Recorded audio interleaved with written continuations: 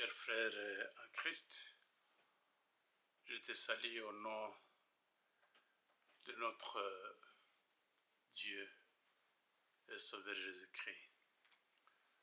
Nous sommes toujours en train d'exploiter l'épître des Hébreux.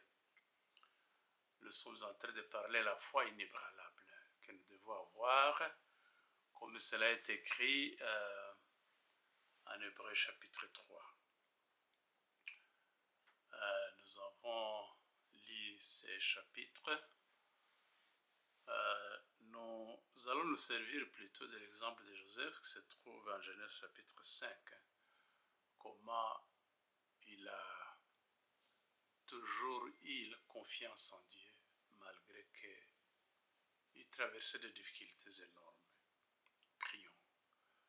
Seigneur Dieu Tout-Puissant, miséricordieux et compatissant, lent à la colère, nous te sommes infiniment reconnaissants de ta puissance infinie, Seigneur.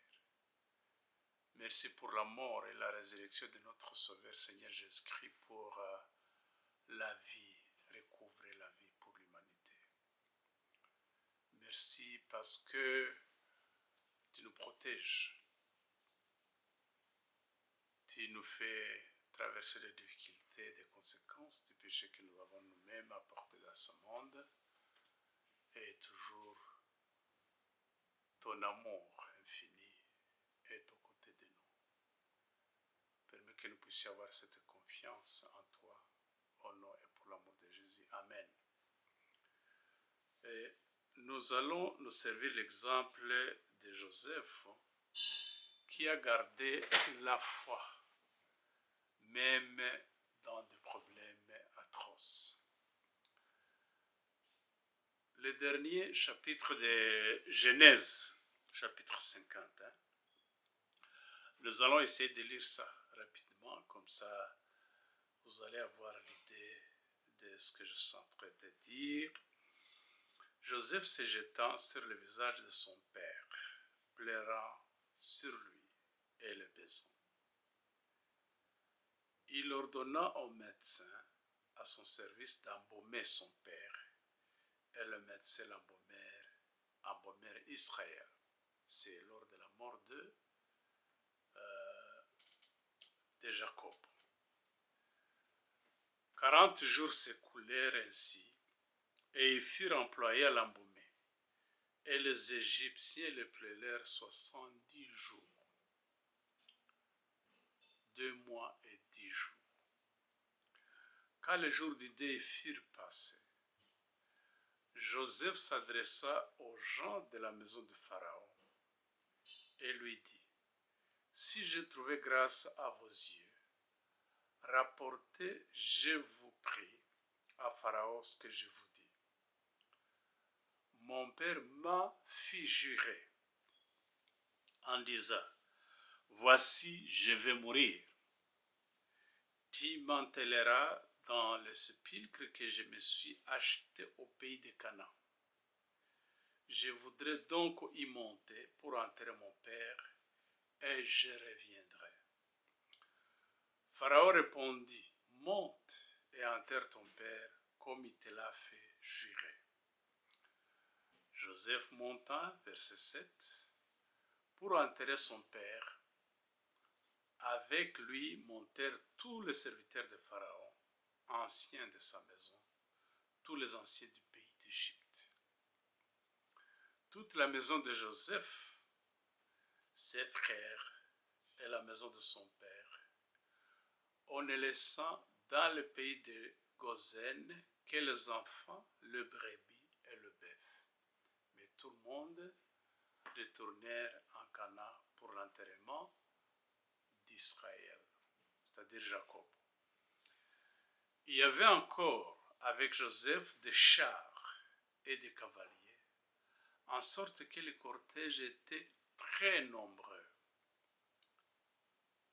Arrivé à l'ère d'Atad, qui est au-delà du Jourdain, ils firent entendre de grandes et profondes lamentations.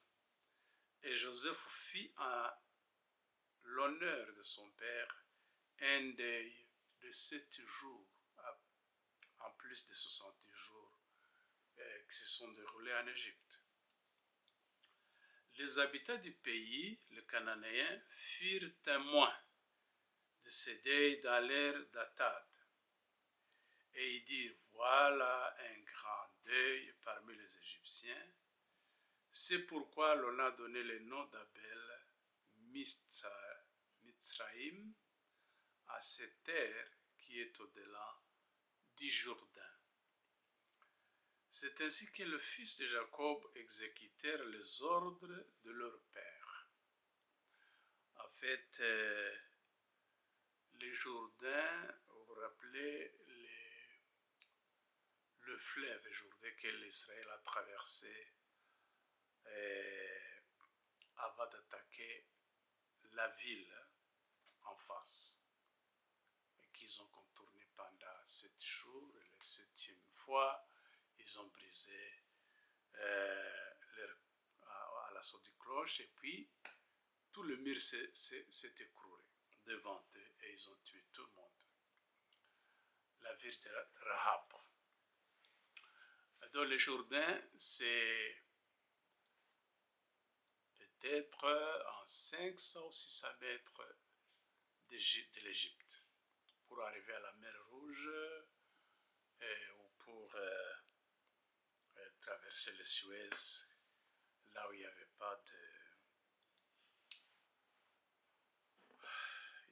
pas d'eau. Avant de creuser le canal de Suez, les gens pouvaient quitter l'Égypte et entrer en Asie, au Moyen-Orient.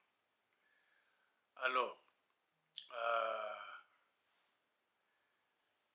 c'est ainsi que les fils de Jacob exécutèrent les ordres de leur père. Ils les transportèrent au pays de Canaan et l'entourèrent dans les cavernes du champ, de Capla, qu'Abraham avait acheté d'Ephron, les Hétiers, comme propriétaire spirituel et qui est vis-à-vis de Mamré. 14. Joseph, après avoir enterré son père, retourna en Égypte avec ses frères et tout ce qui était monté avec lui pour enterrer son père. Quand les frères de Joseph virent que leur père était mort, ils dirent, 15. Si Joseph nous prenait en haine et nous rendait tout le mal que nous lui avons fait. Et ils firent dire à Joseph, ton père a donné cet ordre avant de mourir. Ils sont en train d'ajouter le péché sur péché parce que ce n'est pas ce que le père a dit. Il ne pouvait pas dire quoi que ce soit à ses frères sans qu'il ait devoir à son fils chéri qui est Joseph. Joseph leur dit, soyez sans crainte, car je ne suis pas à la place de Dieu pour me venger quoi. Vous aviez médité de me faire du mal.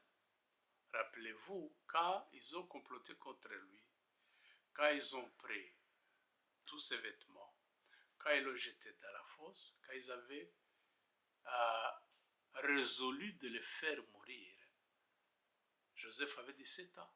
Il était en train de tout suivre. Imaginez qu'il est devenu leur chef. Alors ils ont eu peur, en tout cas, il risquait de se venger comme son père venait de décéder. Joseph demeura en Égypte. Soyez donc sans crainte, je vous entretiendrai, vous et vos enfants, et il les consola en parla à leur cœur. Joseph demeura en Égypte, lui et la maison de son père, et vécut 110 ans. Joseph vit que le fils d'Éphraïm jusqu'à la 3e génération, et le fils de Makir, fils de Manassé, naquirent sur ses genoux. Manassé, c'est son fils. Et Joseph dit à ses frères, je vais mourir. Mais Dieu vous visitera certainement. Il était sûr parce qu'il avait cette foi solide, parce que, rappelez-vous, en Genèse chapitre 16, Jésus a promis que 430 ans, avant que le jour de Pâques, ce temps de Pâques d'un seul jour ou diminue un seul jour, tous les enfants d'Israël quittèrent l'Égypte pour entrer en Égypte et s'établir dans la terre promise comme Dieu l'avait dit. Joseph se rappelait de ce que Dieu avait dit, de cette promesse de Dieu. Il a fait jurer à Israël pour que, même s'il va mourir, il doit transporter ses os auprès de ce Père, pour dire que je suis encore en vie aussi. Vous voyez, ne t'en fais pas, Dieu est le Dieu de vivants et non pas de morts. Joseph fit jurer le fils d'Israël en disant, Dieu vous visitera et vous fera remonter, et vous ferez monter maison loin d'ici. Joseph mourut âgé de 70 ans. De 110 ans, on l'embauma et on l'a mis dans un cercueil en Égypte. Vous voyez, il a été enterré en Égypte, mais pendant que Dieu a visité, pendant que Dieu est venu chercher ses enfants pour les faire quitter en Égypte, qu'est-ce qu'ils ont fait? Joseph, quand ils ont quitté l'Égypte, ils ont pris les os de Joseph avec eux pour les amener auprès de ses descendants, de ses ancêtres. Vous voyez, Dieu est tout-puissant. Dieu est là pour nous aider. Dieu est tout-puissant. Ce que je voudrais dire ici, malgré les difficultés que Joseph a traversées, malgré les problèmes qu'il a endurés, il s'est accroché toujours à son Père céleste, jusqu'à la fin de sa vie. Et Joseph est cité parmi les patriarches qui ont eu la foi solide en Dieu, en Hébreux chapitre 11, quand on a parlé d'Abel, de Noé, et d'Enoch, d'Abraham et toute sa famille, c'est-à-dire sa femme, son fils, son arrière-fils Jacob, et Joseph a été cité parmi ces gens qui avaient une foi solide. Et quand on disait, en hébreu, quand on dit qu'on doit transporter ses os, on s'imagine quel est le genre de foi s'agit-il là-bas. Mais la foi était là, mon frère. La foi était là. Vous voyez, la fabrication les os d'un homme, c'est comme l'usine du sang. Nous vivons par le sang, parce que nous avons le sang qui coule dans nos veines et qui transporte l'oxygène partout. Tout s'est fait au niveau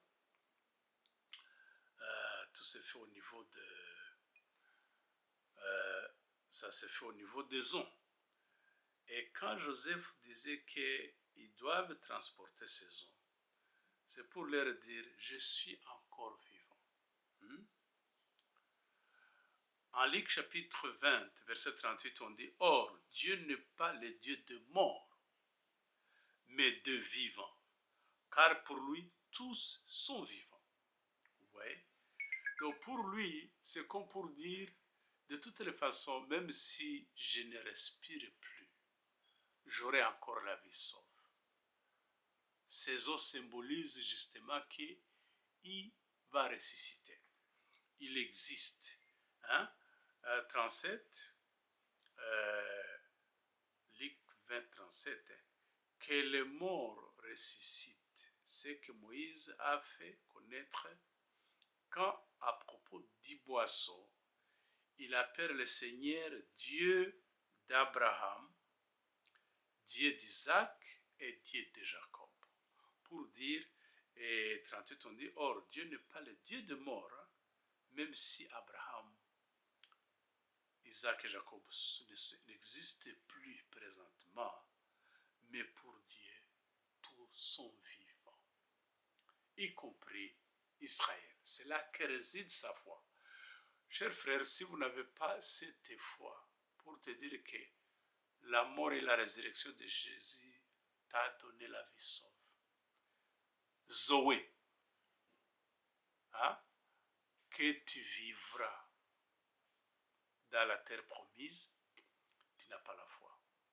Parce que la foi, c'est une ferme assurance que nous croyons à ce que nous n'avons pas encore vu. Vous voyez que en Hébreu chapitre 11, 1, on dit, or la foi c'est une ferme assurance, hein, des choses qu'on espère. On espère quoi? Pas la maison d'ici, pas la position de cette terre, pas quoi que ce soit sur cette terre, mais la vie éternelle. Des choses qu'on espère. Une démonstration de celle qu'on ne voit pas. Hein? Vous voyez, la foi, c'est prendre le futur et le mettre au présent. Si tu es Abraham, on te dit que tu auras un fils. Il faut vivre comme si tu avais le fils. Parce que la parole de Dieu ne change jamais. Vous voyez? Donc Joseph, il a dit, je sais que Dieu vous visitera. Ensuite, ce que nous devons encore dire, c'est que Joseph, c'est un symbole. C'est l'endurance de la foi, mais c'est un symbole aussi de Jésus-Christ. Vous voyez, à cause de Joseph, hein, des songes de Joseph, tous les contemporains vivaient ont eu la vie sauve. Parce que Joseph a planifié et il y a eu l'abondance, la nourriture, de telle sorte que tout ce qui vivait dans le monde contemporain de Joseph ont eu la vie sauve à cause du plan que Dieu a mis dans Joseph. Donc les gens ont survécu grâce à Joseph. C'est comme nous survivons spirituellement à cause de Jésus-Christ. Ensuite, même si ses frères n'ont pas eu confiance du pardon de Joseph, vous voyez, ils ont tenté à sa vie pendant qu'ils le voyaient. Mais il n'a pas eu la rancune. Il n'a pas vécu avec cet esprit vindicatif, Joseph. Même s'ils n'ont pas demandé pardon, à travers la Bible, vous ne verrez jamais où ses frères l'ont demandé pardon. Lui a pris l'initiative de le pardonner et il disait que c'était le plan de Dieu. Le plan de Dieu, parfois, vous pouvez traverser des difficultés, même par rapport au plan de Dieu. Vous voyez, tout ce qui se faisait dans la vie de Joseph, ce n'était pas un hasard, ce n'était pas par accident, mais c'était la volonté de Dieu qui a fait qu'il traverse ces difficultés. C'est la raison pour laquelle il dira à ses frères, vous aviez, en vous, de mauvais plans, mais Dieu a rendu ce mauvais plan à une bénédiction pour vous et pour toute l'humanité. Mais malheureusement, tenez au moins ceci, vous pouvez tout oublier sauf ça. Même si Joseph a pardonné à ses frères, ils ne se sont pas pardonnés. Ils n'ont pas eu confiance à son pardon. Ils se jugeaient toujours indignes devant Joseph. C'est comme ça que même si Jésus nous a pardonné, même si nous allons lire encore Colossiens chapitre 2 verset 14, hein, Dieu a tout effacé. Mais malheureusement, mes frères et sœurs, beaucoup de chrétiens à travers le monde, de l'ancien temps et d'aujourd'hui, même si Dieu a tout pardonné, ils ont toujours peur, comme à l'instar des frères de Joseph, en train toujours de demander des pardons infinis. Dieu t'a déjà pardonné. Il ne se rappelle, je me je ne me rappelle même plus de leurs péchés. Nous pouvons terminer en lisant Colossiens chapitre 2, verset 13, en descendant un peu. Vous qui étiez morts par vos offenses et par vos incirconcisions de votre chair, il vous a rendu à la vie avec lui. Ça, c'est Jésus, hein? En nous faisant grâce pour toutes nos offenses. Il nous a pardonné tous nos péchés, toutes nos offenses. Il a effacé l'acte. Alléluia. Il a effacé l'acte dont les ordonnances nous condamnaient. Ces ordonnances qui nous condamnaient, c'est la loi de Moïse. Parce que tout le monde ne peut pas dire qu'il peut être à mesure d'observer toutes les lois de Moïse, qui nous condamnait et qui subsistait contre nous. Et il a détruit à l'écloi, à la croix. C'est la raison pour laquelle Jésus-Christ est venu mourir pour toi. Il a dépouillé les dominations et les autorités, c'est-à-dire l'autorité satanique, et les a livrées publiquement en spectacle, en triomphant d'elle par la croix. Que personne donc ne vous juge au sujet d'y manger et d'y boire, ou au sujet d'une fête, d'une nouvelle ligne et de sabbat. C'était l'ombre des choses à venir, mais le corps est en Christ. Vous voyez? Donc, à cause de la croix, il n'y a pas de condamnation pour ceux qui sont en Jésus-Christ. Vous comprenez, mon frère? Tu comprends, ma sœur? Tout a été effacé. Toutes ces ordonnances qui nous condamnaient, parce que Dieu nous a tout pardonné. Mais malheureusement, très peu de gens ont la confiance et la foi à cette parole-là. Que l'importance de la croix, la raison de la croix, c'est effacer tous nos forfaits. Et c'est un fait historique. Tout a été fait. Il ne faut pas avoir la sueur sur ton front, croyant qu'en faisant ceci ou cela, tu vas effacer tes péchés. Dieu l'a fait pour toi. C'est là que réside sa miséricorde et son amour infini. Que Dieu t'aide à comprendre tout cela au nom et pour l'amour de Jésus. Amen.